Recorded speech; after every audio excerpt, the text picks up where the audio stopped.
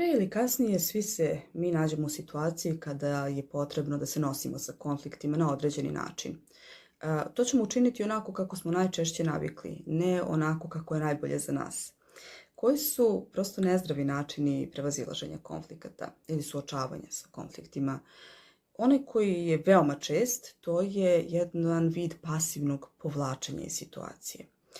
Prosto ne želimo da učestvujemo, povlačimo se, ne iznosimo svoj stav i ne osjećamo se dobro zbog toga, ali jednostavno ne želimo da podižemo prosto tenziju i ne želimo da remetimo mir zarad nekakvog mira u našem mikroprostoru, mikrosvetu.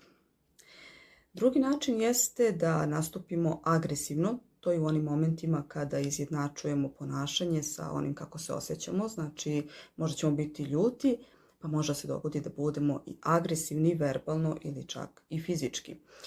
Nije